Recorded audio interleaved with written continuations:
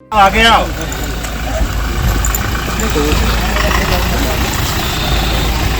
हमारे सामने पहुंच चुके हैं और अपना मतदान करेंगे। ये सभी पदाधिकारियों से मिलते हुए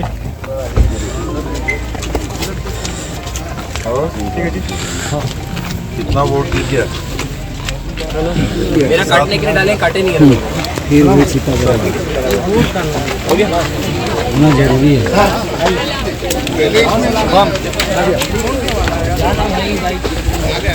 काम करते हुए देखा है, उनका साथ। सरगुजा की जनता जो चाहती थी बाबा सीएम बने, क्या इस बार भी उनको खुशी मिलेगी?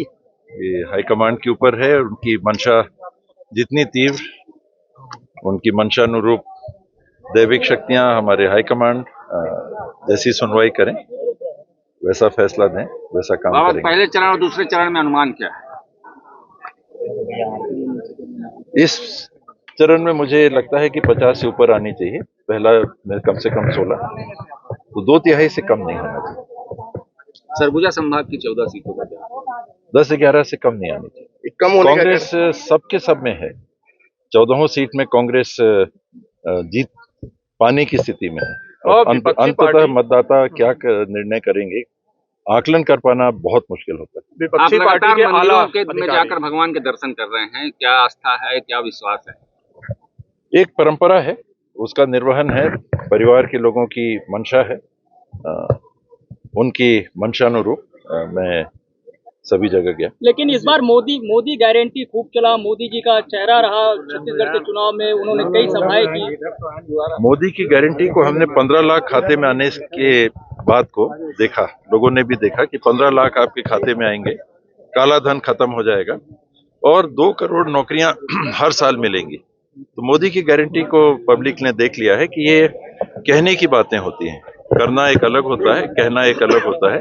तो मोदी जी आते हैं, कह के जाते हैं, होता कितना है ये लोगों ने देखा। महिलाओं को जो 15,000 देने की बात आ रही है, कितना फायदा मिल पाएगा? लगातार आपके ऊपर एक डायरेक्ट बेनिफिट है, और डायरेक्ट बेनिफिट ट्रांसफर के माध्यम से जो कांग्रेस की नीति की बुनियाद है कि परिवार की आमदनी बढ़नी चाहिए। आप सड़क बनाइए, बत्ती बनाइए, स्वास्थ्य की सेवाएं दीजिए, स्कूल खोलिए, सब कुछ करिए, लेकिन परिवार की आमदनी सीधे तौर पे आज अगर नहीं बढ़ रही है तो विकास सही मायने में अधूरा से कम।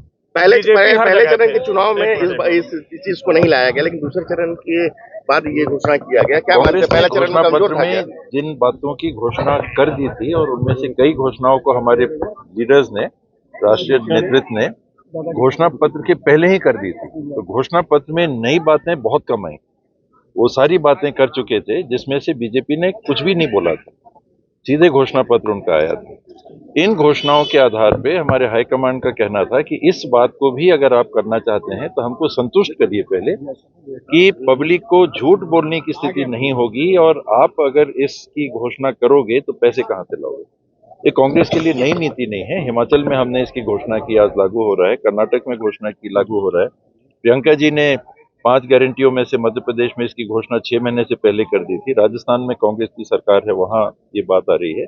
यहाँ भी चर्चा में थी ही और आने का था, लेकिन हाईकमांड का ये कहना था कि हमको पहले इतनी घोषणाएं जो आपने की, कर्जा माफी की, धान 3200 रुपए क्विंटल खरीदने की, 20 क्विंटल धान खरीदने की बात की आपने, जिनके पास भूमि नहीं उनको 7,000 से 10,000 करने की बात की, स्वास्थ्य को 5 लाख से 10 लाख बढ़ाने की, मध्यम वर्ग के लिए 50,000 से 5 लाख बढ़ाने की, स्कूल आप खोलेंगे, शिक्षा निःशुल्क देंगे सरकारी स्कूलों और कॉलेजों में, आप ट्रांसपोर्टर्स जो हैं जिनकी बड़ी गाड़ियों पे 726 करोड़ का बकाया है उसको माफ करने की बात की, स्व सहायता समूहों के लिए माफ करने की बात की, बिजली बिल हाफ की जगह माफ करने की बात आप कर रहे हैं।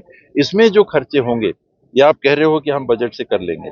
अब ये अतिरिक्त जो खर्चा आ रहा है ये करीब 10,000 करोड़ का और है। इसके संसाधन आप कहां से लाओगे, हमको पहले संतुष्ट करो, फिर हम घोषणा करो, क्योंकि ये पार्टी की तरफ से घोषणा है, कोई टीएस बाबा की या किसी अन्य व्यक्ति की घोषणा नहीं है, कांग्रेस पार्टी की घोषणा है। और पब्लिक को झूठ नहीं बोलना है।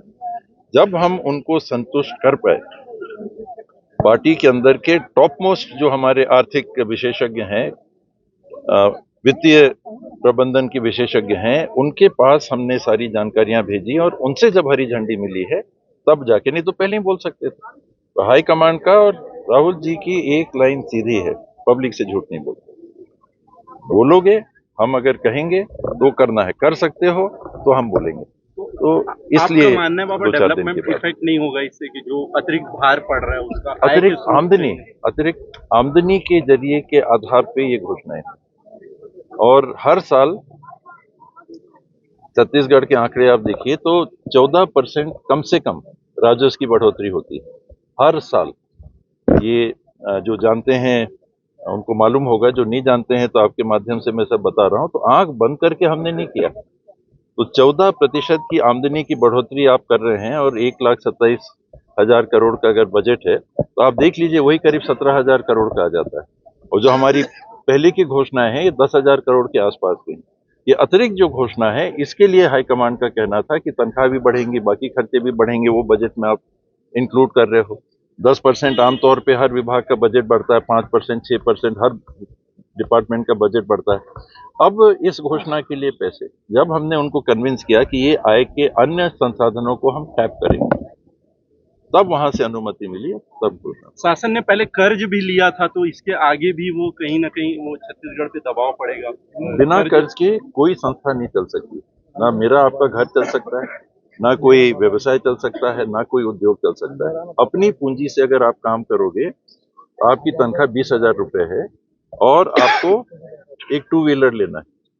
20,000 में आप 2 व्हीलर नहीं ले पाओगे।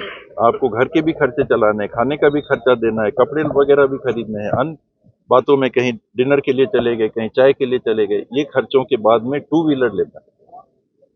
एक आवश्यकता आज के दिन की होगी, आप क्या करोगे? लोन लेते हो। वही चीज सरकारें करती हैं, वही चीज उद्योग करता है। किसके पास इतने पैसे हैं कि एक बड़ा सा कारखाना खड़ा कर देंगे?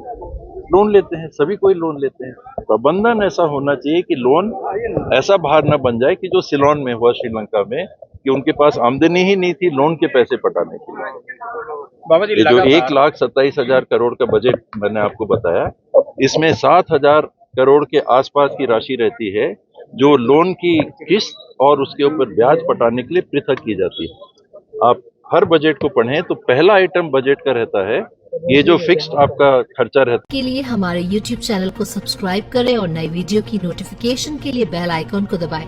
अगर आप ये वीडियो Facebook पर देख रहे हैं तो लाइक जरूर करें और ज्यादा से ज्यादा शेयर करें। धन्यवाद।